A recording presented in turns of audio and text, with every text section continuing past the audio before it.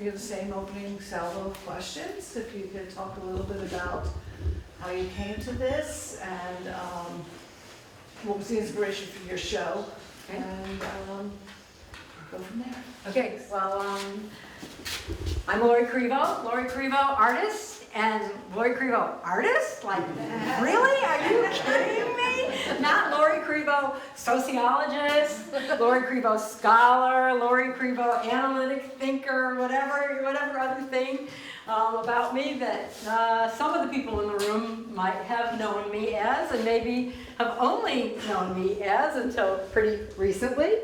And that is because I spent my entire adult life up to a few years ago as an analytic thinker, a scholar, a sociologist.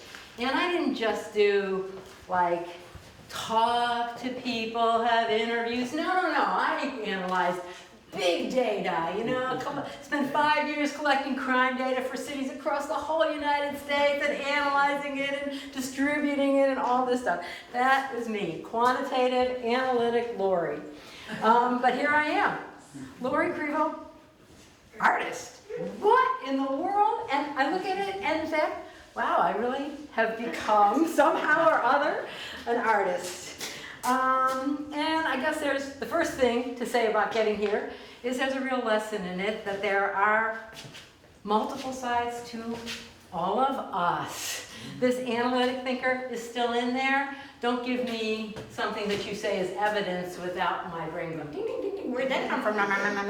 But at the same time, here I am with all this creativity just kind of flowing out of me, and I sort of don't know exactly where it all came from. When I retired, I thought, oh, how many retired people say this? We're going to travel. Oh, when I travel, I should have something to do so that I don't just have to go on a one-week thing running from museum to museum or whatever. So I should learn to sketch. You can bring that with you in your back pocket. Boy, it turned out that was so boring for me. Sketching. So I took up painting, and I knew nothing about painting. I've been to many museums, but I knew zilch. Like, yeah, I'd heard of oil paint, of course. I think I maybe heard of acrylic paint, watercolors, sure. But I didn't know a thing about the difference between them, why I would do one over the other. Why did I do watercolor? I can barely tell you, other than the fact that my friend in Chicago, who I share with some of the friends in the audience from the last 50 years, we thought, we kind of like art, we should take this class, everything's online now, it's COVID, but, and this watercolor class came up. It was terrible. We had fun, it was terrible, but I somehow loved this medium immediately. And another thing that's interesting about that is that of all the medium to think about for the analytic controlled thinker, I somehow fell in love with the one where you throw pigment and water and everyone says it's the hardest medium because you can't control it. Well, you can't really control it, but it turned out that was the fun. Again, back to that lesson, there are these multiple sides to us that you just can't, you don't know are in you if you just try and let go. Okay, so then to just talk a little bit more about painting and the painting process at a general level. It took a while to figure it out, but here's what I've learned. A few things. One, it's just paint and paper. Sit around and say, oh, I don't like it, it's terrible, I can't paint, yada yada. It's just, good thing about watercolor, it's paper, not that expensive, although it sure seemed it at first when you realize, a good piece of paper might cost $1. It's just paint and paper. You don't like what you do? You can go at it for a while, but usually the more you go at it, the more you're not going to like what you do. And it's just paint and paper. It took a few years to learn that one, to say, yeah, I can just throw it away. You also see, and you can see this in here, is you really have to play and enjoy it. And you can kind of see that in all of these. There's a playfulness. And that the way that I got to the point of where I did all this is you had to learn that, like, oh, I don't have to have a reference photo in front of me that I am trying to duplicate or be inspired by. I can be inspired by many things I've seen in the world. I can be inspired by many photos I've taken all over, but use that as an inspiration to play. And then sometimes what happens, that means is that you've started with, oh, I was at this park, and I kind of want to capture that feeling. And you have it in front of you, and you play for a little bit, and you're like, remember, it's just paint and paper, trash can. And then you're like, I want to have some fun this afternoon. You put tape another piece of paper down, and it's like, wow. Play. It's really important. You can also see in all of these how much I like energy and movement. And that's the joy that comes out in this, is this trying to capture energy and movement. And how do you do that on a flat surface? Well, you have to have really energetic kinds of marks and ways of using paint on paper.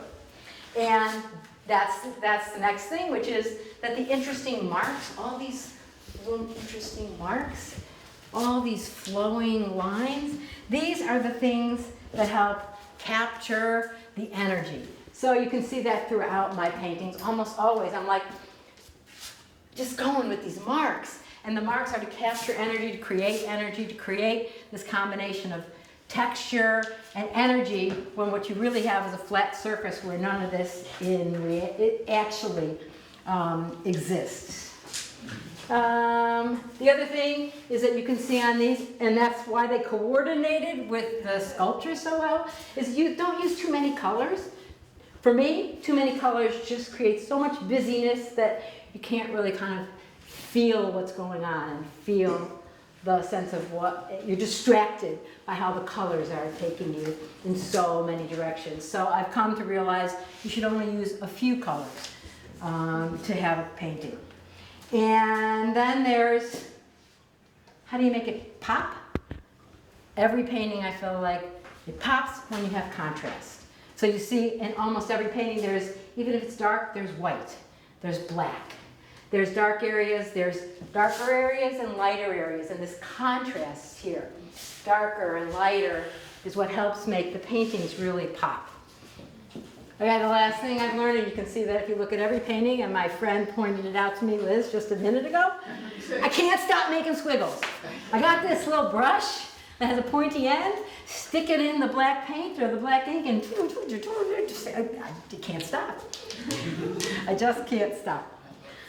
So no evidence for any of these things, any of these remarks, how it gets to this point, but it's here, and I feel it. So I hope you enjoy, and open it up to you and the audience for all kinds of questions or any more specifics you might want to know about.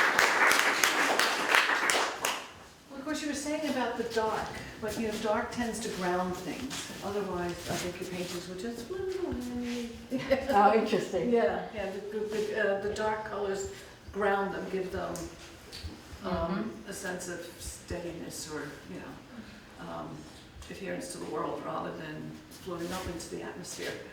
Interesting. Yeah, my observation. Is there anything on here that isn't watercolor?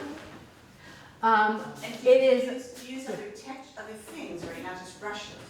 Can you talk about that? Yes. Okay, so I would say that of the pigments and colors on the paintings, probably at least 95% is watercolor paint. But I also use, well, watercolor pencils, so that's also watercolor. There are pencils that have watercolor pigment in them that react to water in similar ways. And you can draw lines and things better with them. But I also use inks. So some of these lines, like this, you can see how these black lines here, I literally put them on first. They're made from ink, and the ink doesn't respond to water, so it won't flow with water. And I've taken to using, when I use inks, they are a particular kind of ink. The brand is Bombay, and they're not acrylic, because the one thing that, I don't know, it's a good byproduct of having somehow fallen into watercolor is you're not using plastic to paint with.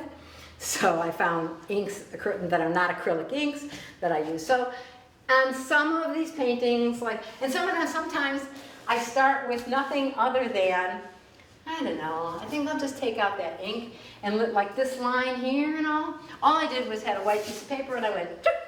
I said, I wonder how I'll respond to that. And so sometimes I use those that way, sometimes I use those afterwards. But mostly it is watercolor. The other thing that is actually watercolor, that if anyone knows about paints and pigments, traditionally watercolor, all white, is from the paper.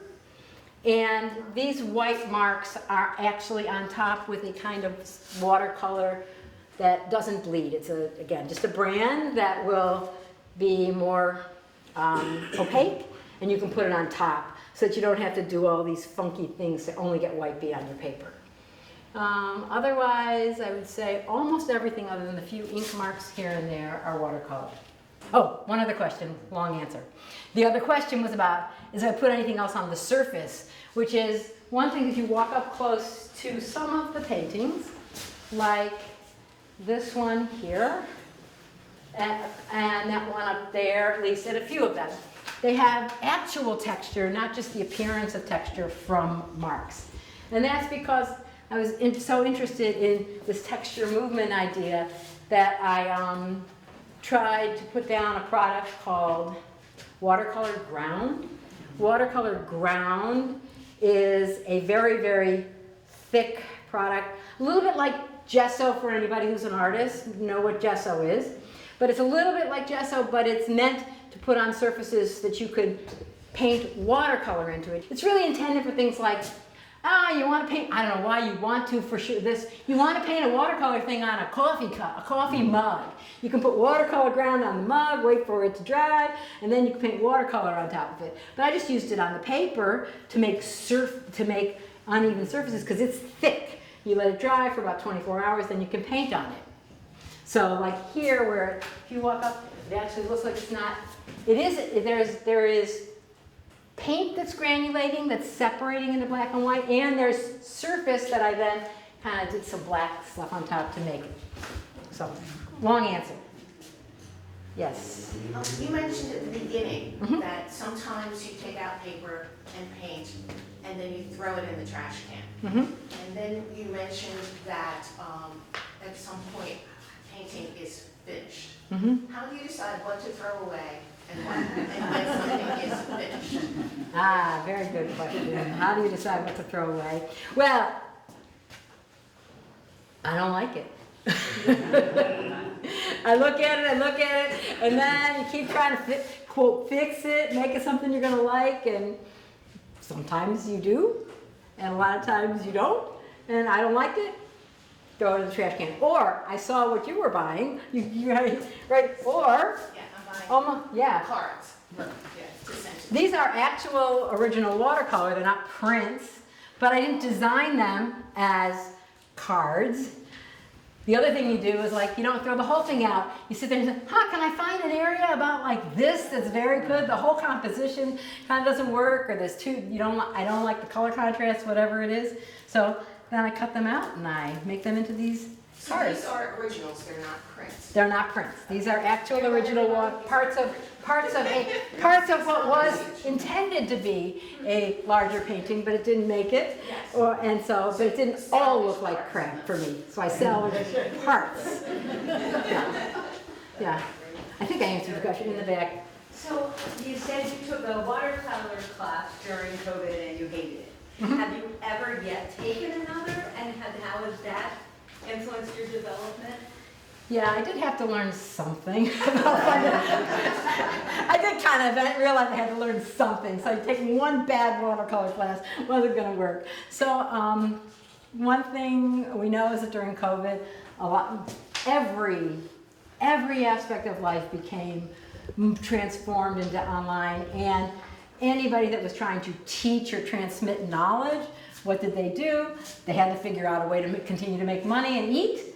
And artists have developed amazing communities during COVID. And I found online a watercolor artist who had a community, and it was full of like classes, and then there was a community where people shared their art and talked to each other. And I learned the fundamentals through that particular network, and I made a lot of friends because the people we were all sharing our art in what I'd never been on Facebook before that. It turned out she had her own network. She had her own network page that was modeled after Facebook, and so we were just posting to each other. And so those people I'm still friends with, and I kind of learned from them because we talk twice a month on Zoom. Some of those people. So I learned fundamentals from that. Like the day I remember it so vividly. It's like I listened to one of her videos. I've been painting for, I don't know, 6 months. Not a long time, 6 months to a year. And I listened to this video. It's like, oh my God. Watercolor, how it flows on your paper depends on how much water you put in your brush. and in the paint, when you diluted it, I was like, wow, and which paintbrush you bought, I was like, amazing. So I did have to learn that. And I learned everything realistically. I learned everything online. And then some of these concepts that you see that I talked about that I learned, I also learned from, not necessarily from watercolor artists. I'm a member of a group, an artist, an abstract acrylic painter in the UK. Her name is Louise Fletcher. And she has a network called Art Tribe, and they post lessons and videos, and people share, and I learned a lot of concepts from that, and concepts about how to approach painting per se, rather than specifics of how to paint watercolor. Yeah. You were describing the brown stuff that has to dry for 24 hours, and that watercolor is layers, and you have to let it dry in between. How many paintings do you have going at any one time? I'm really impatient. This whole drying thing's a real problem for me. Which is why there's a lot of, which is why you gotta learn to throw out, because you don't wait. So that wasn't my strong point in life. But probably I rarely have more than 2 paintings going at one time, because I'm not very good at the waiting between layers and then it's like, damn it, why didn't I bring my book up here so I could just get engaged in my book again while I let it dry, rather than, I said that's what I was going to do, So, yeah, I don't have a lot going at once. Yeah. Have you any sort of aspirations that you can describe of, other people's works that you're like, I wish I could do that, someday I'm going to be able to do that, or I want to do whole walls, or Yeah. some future vision of yourself? Well, getting to this point is just like shocking and surprising. But I guess there's 2 things that maybe are a vision that I might try to get to at some point that I think about. One is just making sure that I keep transforming and changing and not feeling like, oh, I'm always going to somehow go back to doing another swooping hill or something like that, So there's just this general sense that I should just try new ways to approach what I paint. I don't know how that happens exactly, but just kind of trying really new different things. The other day, I sat down, I'm like, I'm not an this is not realistic, but it's not abstract as many abstract painters, like some in the room.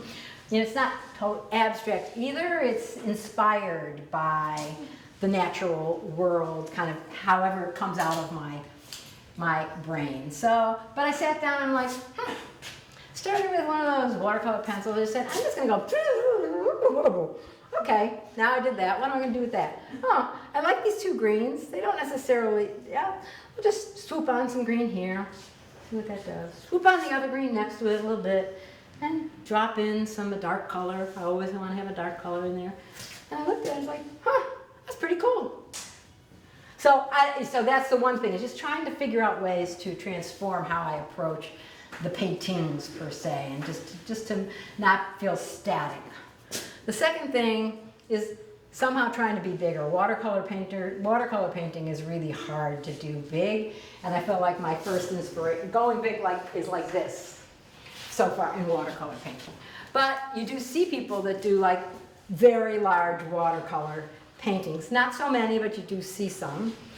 And I saw one through a video posted on this Art Tribe. This guy had, it wasn't the wall, but it was like a paint like this, and he was like pouring paint. So he mixed up these cups of paint and he'd pour the orange on and it would flow, and then it was all watercolor. He'd pour another one on and it would flow. I was like, God, I wish I could do that. Because it came out gorgeous. It was just like this amazing meld of color with him pouring and then eventually spreading with the brushes or other things, So, I don't know, something bigger ultimately, I don't know. Well, if I'll ever get there, watercolor getting big is kind of hard. Yeah. Yes. Oh, My dear friend Liz. So. The second of her million questions, the rest over dinner. I'll ask you the rest over dinner. So clearly, so having watched your painting emerge since from the beginning, it's changed a lot. The way you work with color is really different. Do you have the urge, since your background as a research scientist or professor is, do you want to go back and learn color theory? Do you want to go back and study color theory? Mm-hmm. No. Nope. Yeah, you kind of got to know it. And I'm like one of those people, like I've listened to these videos, I've had these lessons about color theory and how it works, and then I'm like, and the color wheel, and I'm like, oh God, is it the opposites to make mud, or I'm like, I don't know, I'm just going to try it. You're already doing it. You're already doing it. Yes, I have just gotten to where I don't want, it's like I don't want this to be analytic in some way. Yeah, I don't want it to be cerebral, I just want to do it. So, yeah. So it's, and things I want to learn, I don't know. Yeah, sure, I want to learn things, but not that. Not those fundamentals. I have enough of the fundamentals. And a lot of people tell you, this teacher is so great. You should take so-and-so's class. It's amazing. And I'm like, Have fun. black, white, gray. Have you ever considered doing black, white, gray in watercolor? Yeah, I mean, yes. Right after, I would say, I don't know if it was October 8th or 12th or whatever it was, I went up into it's not a studio, it's a guest room. That's another thing about watercolor paint. There are tubes that you can just sit in little things and paper.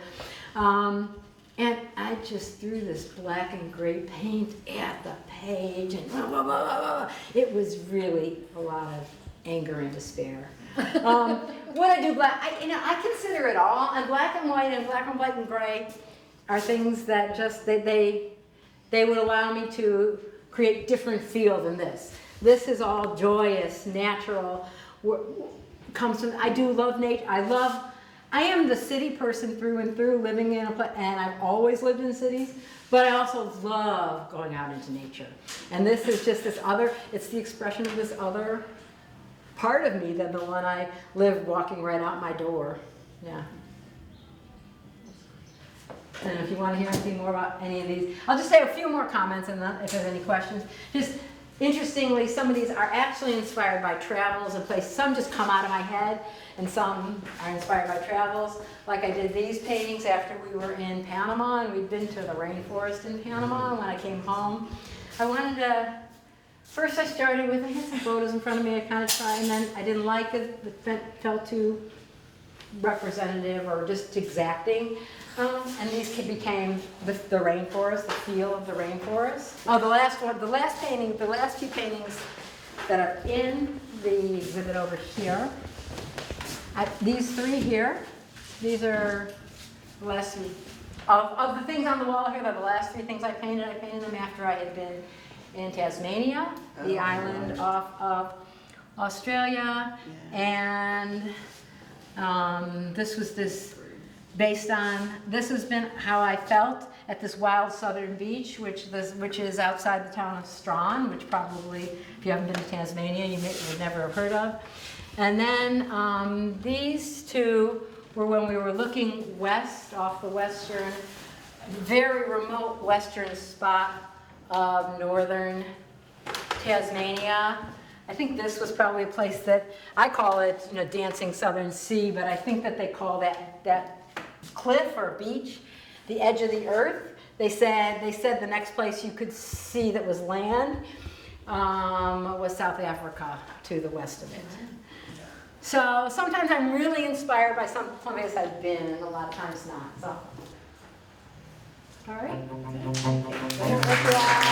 Thank you so much for coming, friends, not friends.